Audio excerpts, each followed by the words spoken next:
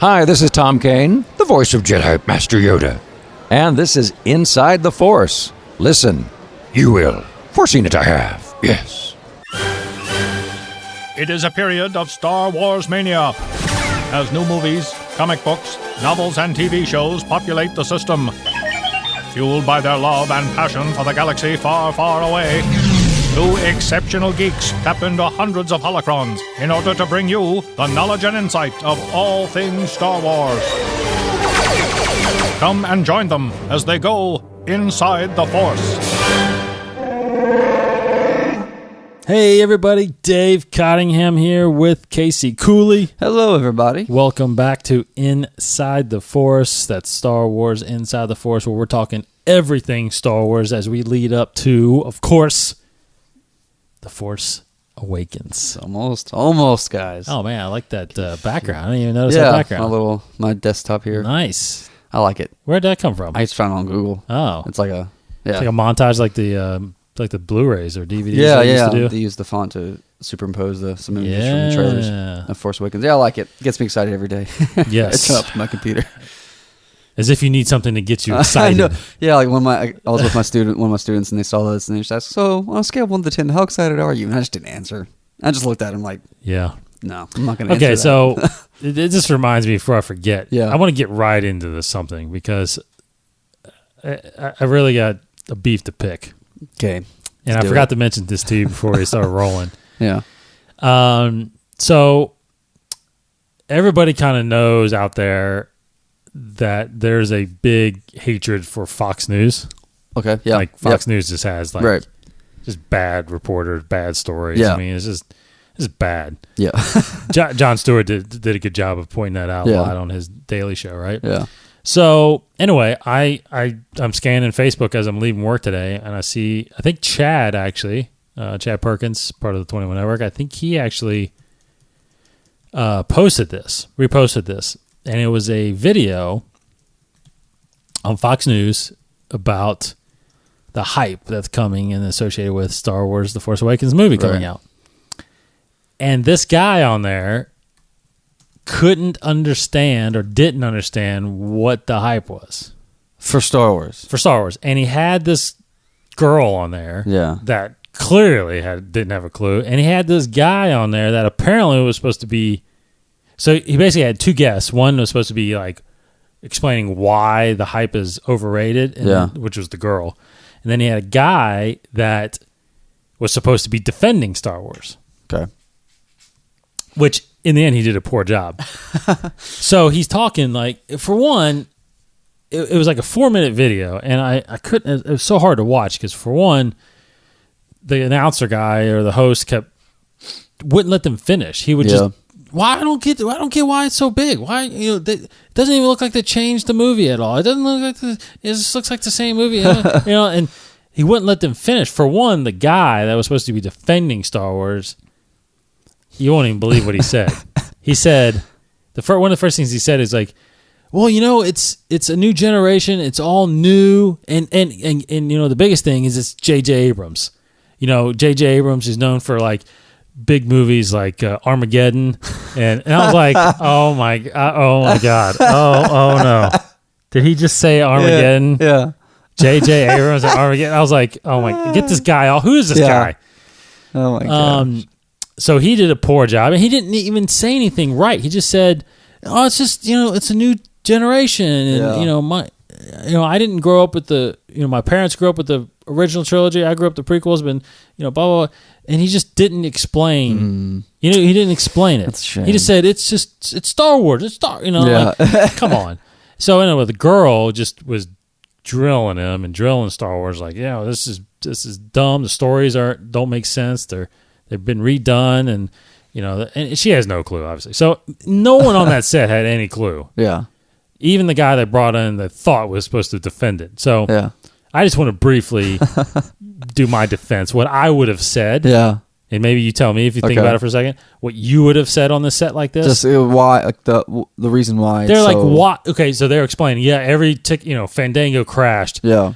Biggest ticket sales. They're expecting this to be the biggest opening in Hollywood history. Yeah, why is it so big? Why does anybody care? Okay, so this is how I would have responded. For one, I would have said, yes, the best director I think we could have got at this point is J.J. Abrams. J.J. Abrams known for Super 8. Yeah. Come on. Star Trek. Star And Trek Lost. movies. Lost. Alias. If you go even further back. way back. So, I mean, he worked under Spielberg, as Right. an intern. So come on, you Right. get your facts right for one. But anyway, I would have definitely pointed that out, and I would have said, I would have said that I think the fact that Disney is now owning the rights, and because the one thing the girl said, I would have countered her. She says, but Star Wars is everywhere now. It's just getting saturated. And I would have said the complete opposite. I said, obviously, it's contributing to the hype for the movie. I mean, people are excited about the new toys. Yeah. People are excited about new, posters and pictures and all the things associated with Disney. So that has obviously, I think, heightened the awareness for Star Wars. Not just for the love of the people that already loved it. I think it was people that weren't aware of it, especially the kids. Yeah. I mean, they're walking in Disney stores now seeing Star Wars. I mean, that's not... Well, Halloween just happened when we saw a lot of costumes. Exactly. So I would have pointed that out, and then I just would have simply said this. I would have said, look, Star Wars is not just a movie, and it's not just a television show.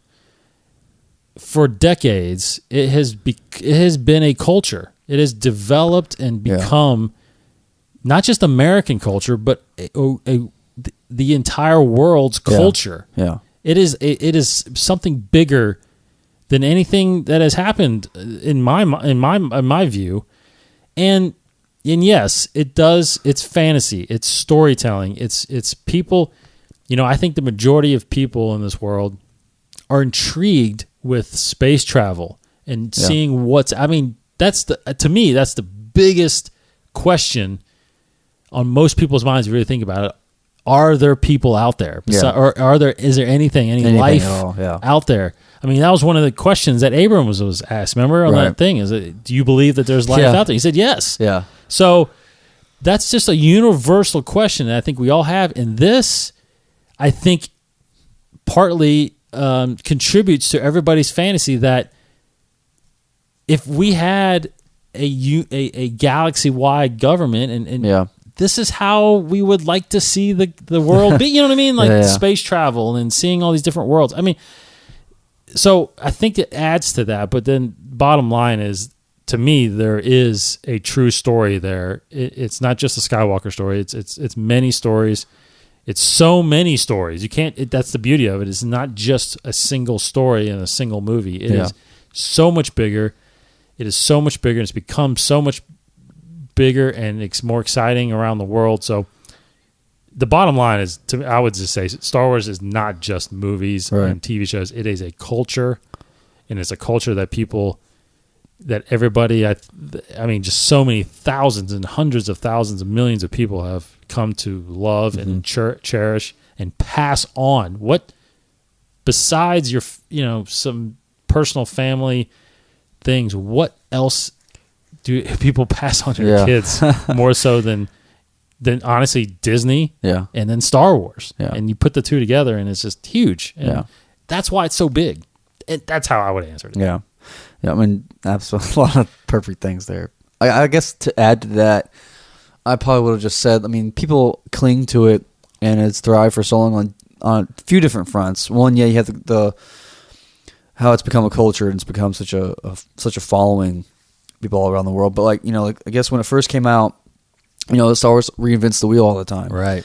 So when it first came out, I've always, it's always, basically that, with Steven Spielberg's movies, but Star Wars really made the blockbuster, made all these special effects computers and all these special effects, technology, reinvented movies kind of thing. So, and it was just, a space opera on a much grander scale than anything that was ever seen at the time, while it was still borrowing from past huge things like Flash Gordon and all that stuff. So, and then around the time when it came out, it reinvented the way movies were seen and created the blockbuster and all the merchandising, all the fun new things came from that, which allowed audiences to grow. You know, people had, I'm going to, suddenly you're buying toys, you're buying shirts and lunch boxes for the movie, and you're getting more involved. So it started to create that fan base early on. And I guess then the kind of the toys kind of grew, I guess, over the years, because that's what all the kids had to play with, were just the toys and create their own adventures. So I think for that, like, what was a 15 year gap there, you had the generation of kids growing up with toys, playing with it, that kind of thing, that thrived through that. But then, like, when the prequels came out, episode 1 kind of reinvented the wheel a bit by introducing fully digital characters that were actually done pretty well at the time. It had been done before with Jurassic Park and all that stuff, but Lucas once again pushed the envelope a bit. So, and then, like, again with episode 2 was the first fully digital movie. So, I think in the technical aspect of it, Star Wars has been reinventing the wheel and pushing and changing the world of Hollywood since it started. So I think that's why many people care about it, because it's so fresh and so new all the time, and it adds so much to the way we see movies. So I think that has a lot going to for it. Also, another way, it is in new hands. So I think one reason why The Force Awakens is so hyped up is because it's now Abrams. It's no longer George Lucas. So I think a lot of haters of Lucas are now coming back. Yeah, true. Because of Abrams, because of that. Even people who are fans of Disney are coming because of Disney. So I think it's bringing a lot of more audiences for many different reasons. But I think at the core of it, the heart of it, is a lot of what you said, and also just kind of over the years what it has meant to so many people, like the generation of kids growing up who grew up playing Star Wars, and that's all they had was Star Wars growing up. So it's got a personal, kind of personal thing for them, and they were, they say they were so crushed by the prequels, and now they have something to look forward to in this one. So I think it's just got a lot of things going for it, honestly. It's hard to pinpoint one thing. It's the same as Star Trek in a way. It's the same as these other franchises that are kind of relatively new in the past 20 years, like Harry Potter, like, these other, like even Hunger Games now. So those are growing and growing. We're seeing that. But it also, the first one to really reach that max hype and that max fandom, I feel, is Star Wars, because it changed so much. It adds so much to the culture of the world in terms of how we make movies and just our general way we talk about things. I feel like just our casual conversation, because there's so many things buried in Star Wars, that, I don't know, I feel like that, I mean, it's hard to pinpoint it, but I just feel like it's had ripple effects throughout all of culture, and all time. So it's hard. I mean, it's easy to defend it because you're so passionate about it, but then again, it is hard to, I feel like, convince skeptics who are so dead set on, like, I just don't get it. Which, I hear that a lot in students because they haven't seen the originals and they just, those don't appeal to them as much, and they just feel like, I just don't understand. I just don't see what it's all about in Star Wars, because now they're growing up with all these other movies that are sci-fi, all these other movies that do kind of the same stuff. So they don't know how fresh it was when it first came out. So I understand people that say they don't get it. Although I disagree. I feel like it's, I always try to defend as much as possible, but it's very hard, I feel like, to sway someone's mind who was totally set against Star Wars and to try to pinpoint a clear way, like, listen, this is why it is amazing. But it's better. I don't know. But see, I'm still on the stuff. Something like this. Yeah, I just don't understand how. Okay, so yes, you can say, someone can say, I just don't understand. Yeah. But you got to realize and look around. Yes, if you feel like it's everywhere and that it's oversaturated, right? Well, there's a reason for that. Yeah. There's a demand for it. Yeah, absolutely. There's people that want it. Yeah. And if it's not going anywhere, that means it's successful. Yeah. And I would think that if you can't sit there and say, I don't understand, either don't say that because you can realize that it's that people are buying into it and really want it. Yeah. Or just do some research and figure it out and find out why. Then you can, you don't have to like it. Yeah. But you can easily understand why people do love it and that it's not going anywhere. Mm-hmm. In fact, it's probably just going to get worse for those people because it's going to even get bigger once every movie starts coming out every year. So, like, I would just ask, you can't, but ask any filmmaker out there. Exactly. List top 5 movies that inspired you to make movies, and probably the majority of them would probably say Star Wars. So because it's inspired so many people. It's inspired all of us. It's inspired J.J. Abrams, to make his movies. So without Absolutely. Star Wars, we wouldn't have so many things. Our lives would be different. They would be definitely different. And like it or not, I would always say that in the beginning, it starts with George. Yeah. Without George, Yeah. we don't have any of this. So. Yeah, and people always hate, they think that he kind of, his mindset and priorities got changed throughout Star Wars, but regardless of what they, what the argument is, absolutely, it's all him. And yeah, he went kind of crazy with, with some of the stuff, but he still made it something awesome, something beautiful. Yeah. And I'm telling you, a lot of people don't get, he made Clone Wars. Yeah. TV show. Filoni even admits it all, even though I guess Filoni is kind of lead technical director, but it all came from George. Mm-hmm. And there's a lot of people you can see at the celebrations. A lot of people love that TV show. A lot of people are upset that TV show got canceled. So yeah, he did give us a lot of good stuff, even if you don't like the prequels. Yeah. Anyway, I just had to go on a little rant there in the beginning, but we will move on to some quick. I feel like this will be kind of a shorter episode because we want to just kind of get through some reviews of some things that came out, talk about some release of some stuff on StarWars.com. But first off, so movie wise, obviously I think literally we're 7 weeks away. Yeah. Come tomorrow, and I mean that's just incredible to say. 7 weeks away, till we're seeing Star Wars: The Force Awakens. Real quick side note: if I can't remember if we mentioned this on the other. Did we mention the commentaries on the? I think we did already, right? Yeah, we did. So beginning this weekend.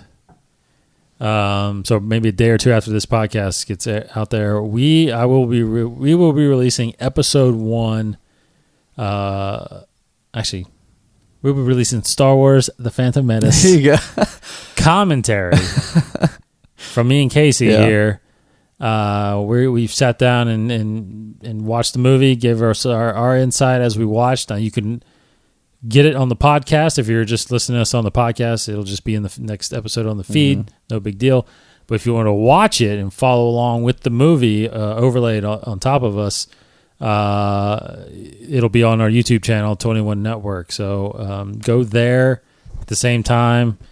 I want to release them on the same day, so you can either watch us talk about the movie and watch along, or pop the movie in and listen to us as we give you our insights on the Phantom Menace. So every week from now on, every weekend starting this weekend, we will be releasing every movie leading up to. So 7 weeks, you'll have 6 weeks, 6 weekends of the original movies, and then you're going to watch the movies eventually, anyways. You are going to watch them. I mean, several times. Yeah, so why not one of those times be us? Come on. Absolutely.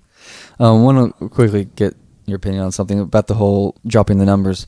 I don't feel like that's really been bothering a lot of people. I haven't really heard many people complaining about dropping the numbers. But if Lucas was still in charge and he dropped the numbers, I feel like you'd get people go crazy, freaking out. Yeah, I totally agree with you. You had people getting upset that he put numbers on, I think, because it's like he went back. He put it backwards. Yeah, and stuff like that. But then, to drop the numbers, I can get behind it.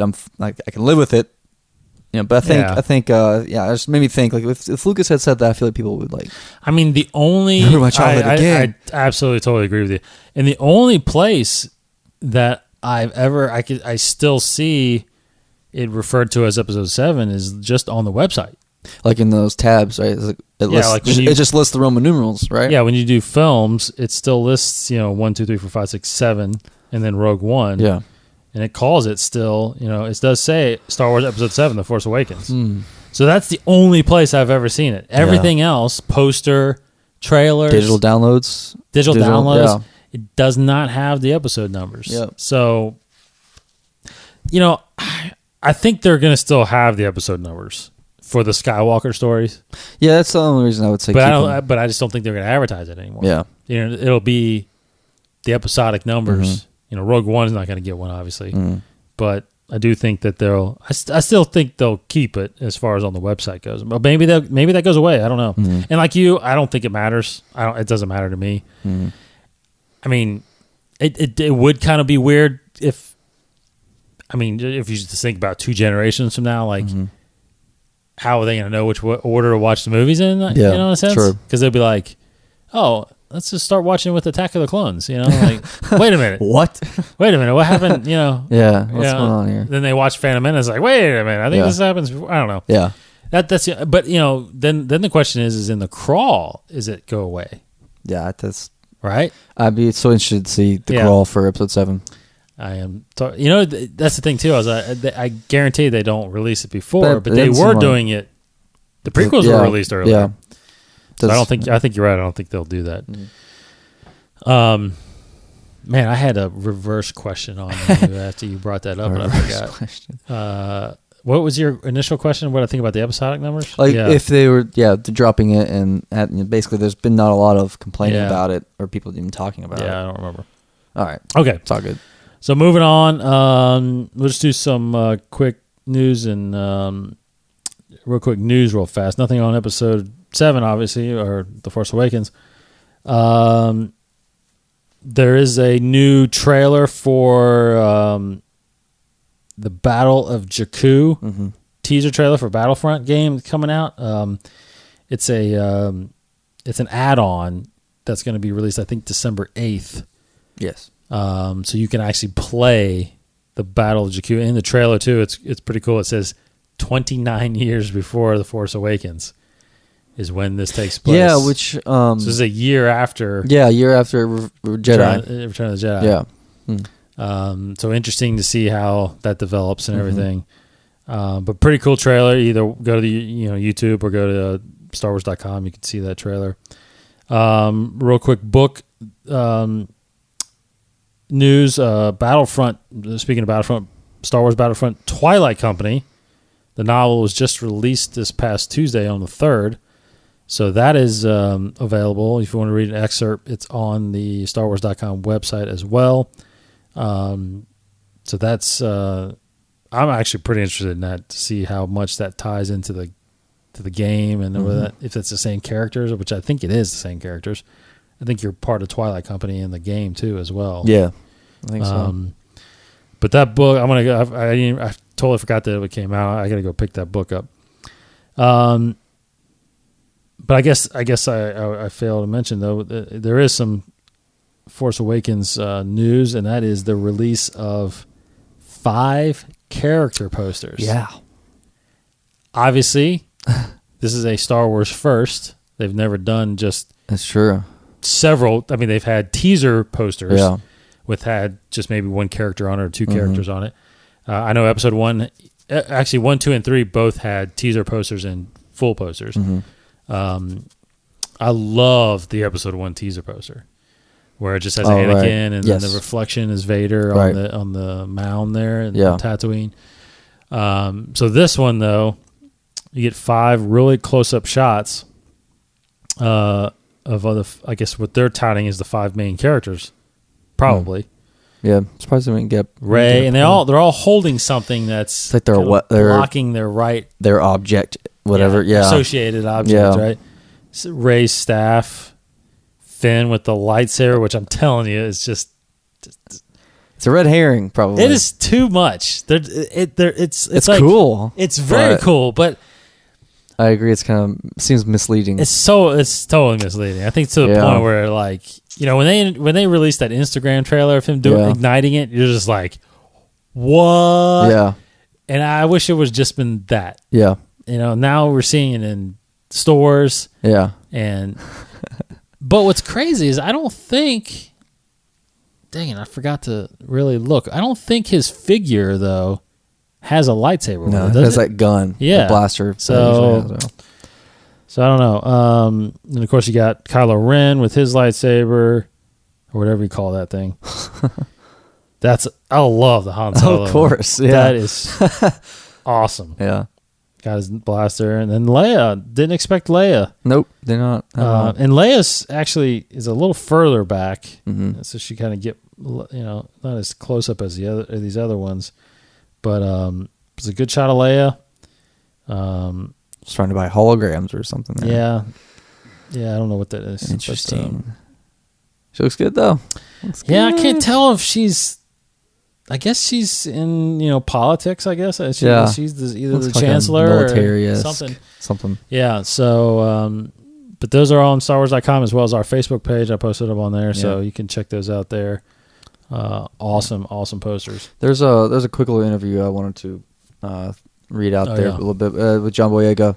Daisy really and John Boyega had a recent interview, but little piece of John Boyega's interview talking about his jacket that he wears. Because I've read about this before, like people like speculating actually the purpose of his jacket that he has in the trailer, and he kind of confirms it here, where the jacket is also worn by Poe Dameron. That the one that Finn wears in the trailer is the same one that Poe Dameron wears as well later on or early on in the trailer if you've seen it before. So somehow it gets swapped, and they ask him, then like he can't. Boyega says he can't elaborate on it because it would like give away so much of the plot apparently. So apparently that jacket actually is something there, because I guess Poe Dameron has it on the Star Destroyer, then gives it to Finn when he escapes, something like that. But I thought that was kind of interesting. But yeah, and they talk about the lightsaber again in this interview about if he had a choice to pick the color, but of course he didn't have a choice to pick it because it's Anakin's lightsaber. Luke's, Luke. So I just want to throw that out. There's just still so many. I almost did not read this because I didn't want to be potentially spoiled. Yeah. But there's so much. He'd be terminated if he spoiled anything. Made me think of like when they were like Instagramming a lot early on in the shot in the production, and they kind of like stopped later on. So I wondered if they were getting way too much. No, very cool. Let's see. Okay, so comic wise, Star Wars number 11 came out past week. Casey hasn't read it yet, so we'll save that for maybe next week. I'll just tell you that it's very good, so go check it out. It's got a lot to do with Chewbacca and Han coming to save Luke. Oh, right. If you guys remember where Luke is. Yeah, he's on Nar Shaddaa, about to be thrown into the pit for the fight. So so go check that out. Star Wars number 11. We'll do more of an in-depth review of it next week. I guess the next to last thing is Rebels. Let's talk about Rebels. The newest episode that just aired tonight was called Brothers of the Broken Horn. Again, bringing back somebody from the Clone Wars. What'd you think of this episode? I liked it. I wasn't sure if I was going to, because sometimes these little offshoot episodes I feel like are kind of the weaker ones. I thought, it's Ezra and Chopper going off on their own little mission with Hondo. I thought it'd be a cool nod when we see Hondo and Oka. But there's just like what seems like just like a random mission that they do. But it was still very good. I liked it a lot. It was fun. It was entertaining. It was adventurous. Got to see some old characters from the Clone Wars. So not much happened. Didn't like it really advanced the plot of the whole season. With the Inquisitors and all this kind of stuff. But still thoroughly enjoyed it. I mean, it added more to Ezra, kind of trying to find his way and figure out what he wants to do and kind of what path he wants to take. And he's obviously trained to be a Jedi, but he's struggling with a few things about growing up or whatever. But it was still very fun to watch. Very very well done episode.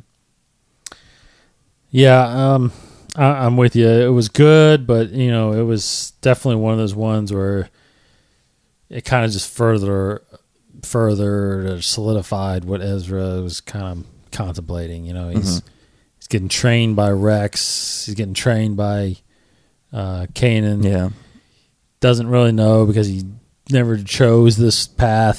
So it's so after what happens with meeting up with Hondo, who is from the Clone Wars. He was a pirate in the Clone Wars, if you remember that, in several episodes, several seasons.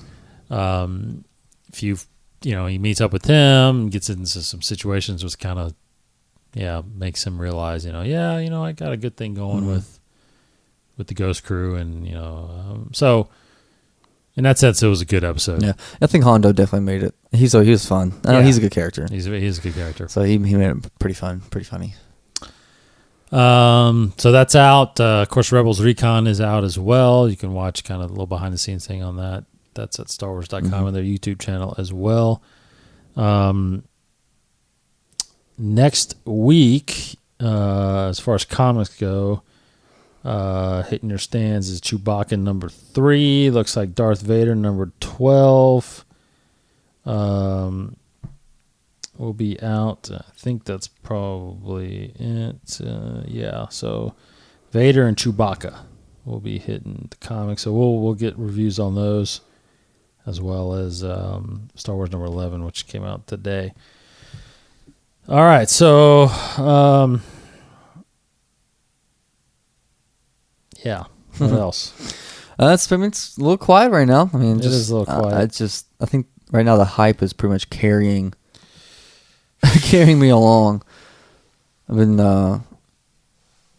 just been thinking about it. I just bought a Star Wars notebook. I'm just kind of like in the whole vein right now. I'm like thinking it and seeing all this stuff and wanting to buy everything, and just the hype is crazy right now. Yeah. It's crazy. I don't even know. I mean, it is weird. It's like mind numbing, like how like amazing this is right now, and how in a few short weeks we'll get a new Star Wars movie, which will kickstart a movie a year. It's very amazing to think about. Yeah, I'm almost worried about what happens after I watch the movie. Yeah, what am I going to do now? If I go home and I'm just like, I need to go see that. Just sit in a theater and just keep watching it. Yeah. That's kind of what it was after I saw The Dark Knight. Like, we just kind of like watched it and like, oh my gosh, we just saw something great here. And then so after this, we need some decomposing time, I feel like. Totally. But the thing about it too is everyone's going to be talking about it. Oh yeah. Everyone is going to be talking about Force Awakens. If you don't see it that first week, on every first podcast, weekend, then you're going to get spoiled. You're going to miss out. You're missing out. Okay, so I guess that'll do it for all the Star Wars news. I'm glad I got that Fox News thing in early, because that's what I was wanting to close when I probably would have forgot about it by then. But again, look for our audio commentary released this weekend of The Phantom Menace. Let us know what you think about that. So obviously it's a little longer podcast than normal. It's going to be a lot longer than normal. It's going to be the length of the movie, so... and that's all that's on there, so you don't have to like wade through some news and all that stuff. That's it. That's on there. Just the commentaries. Okay, so as usual, we'll get to the Ultimate Star Wars book here, where we've got some canon tidbits, but we also Casey got. What'd you get? You just bought this randomly, I guess. Yeah, I was at Michael's. We were doing some last minute like Halloween kind of decorative shopping, but and they had this Star Wars section, and that's why I bought this little $5 notebook, which is awesome. And then I saw this DK book, which I totally didn't even realize it was out by now. It came out. I think it came out Force Friday with all the other books, but it's the DK1 Star Wars. Absolutely everything you need to know. This is official canon material in here. It's just basically just filled with facts. Little trivia. I mean, a lot of interesting trivia bits. I just skimmed through it a couple times, and I already found like an awesome handful of things that I didn't realize, like shocking kind of pieces of news, and then just even some EU stuff that has officially been incorporated into canon. Nice. Yeah. So I mean, I want to read this like from cover to cover, just like the other TK encyclopedia that we do. But a lot of interesting things here. Yeah. Well, you want me to get one before you talk about yours? I'll go ahead and do mine if you want to look through yours, unless you've already picked it. Well, yeah, go ahead. I'll just. All right, so the one that I'm doing from the. Let me flip this heavy book. Ultimate Star Wars. Everything you need to know pretty much regarding characters, creatures, locations, technology, and vehicles. Kind of profiles here. Little short one today, just talking about Watto's shop. profile this one. It was appearances are in episode 1 and episode 2. Its location is Mos Espa, Tatooine. I mean, it's pretty much self-explanatory. If you saw the movies, you pretty much know all you need to know about it. There were a couple things, though, that caught my interest. I'm not even too sure if it's clear, or it kind of talks about the history of Watto's shop and how, it's very popular. It's actually one of the most successful stores, whatever, in Mos Espa. It's suited near the spaceport's busiest docking bays and service hangars. It's well known to mini pod racers. It says here, though, that originally the shop's main building was a squat dome, but which I don't know if that means people actually live there or not. Because then it says, let me see here real quick. Watto added some stuff which provided additional living and working space that attracts customers because of its unusual appearance. So it sounds like some people squatted there and lived there for a little bit. I'm not sure, but I guess it wouldn't surprise me. Most Espa was kind of a shady place at times like that. But it does say it was one of the most successful stores in Mos Espa. He attributes his success, Watto does, to 4 things: inflated prices, stolen stock, slaves, and no questions asked. I thought that was a nice, interesting little tidbit there. But everything else you pretty much know from the film. It shows some screenshots here from Phantom Menace. But I always liked Watto. Watto was one of my favorite characters from episode 1. I thought he was, as a kid watching it, he appealed to me most because he was funny. He was different. You didn't really see a character like him in the originals. This really grisly, kind of inappropriate kind of guy. So it was really interesting, this kind of character. That's Watto's shop. All right, so that's from Star Wars Ultimate, right? That's what that book's called, right? Ultimate Star Wars, yeah. This, now, again, is the absolutely everything you need to know. So this has sections in it as well. And the one section I'm going to pull from here, the first section is the Jedi Council, or the Jedi of the Republic. I think one maybe fact that you might not know about Plo Koon. Now, we highlighted Plo Koon back when we were doing our first rendition of the show. First rendition of the show, which we were doing a lot of profiling and of characters and creatures and locations, but we were pulling stuff from what is now Legends. Yeah, sure. So it's not canon. Yep. But now this is canon, so I think I might be repeating myself, but you don't know that for sure. But anyway, it actually has a Q&A in here. It says, "Why does Plo Koon wear a breathing mask and goggles?" Oh, I just always assumed it was a race thing. Like it's his race. Well, it's because of his species. Yeah. Oh, because are they aquatic people?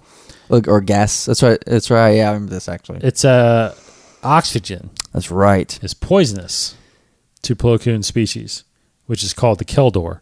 That was EU. We did mention that. I think we did. We did, yeah. So they actually adopted it, which they had to have, obviously. And that's probably one of those things that George Lucas said. Well, this is why he wears it. But Koon's breath mask filters the air on Coruscant, while his goggles protect his eye fluids from evaporating.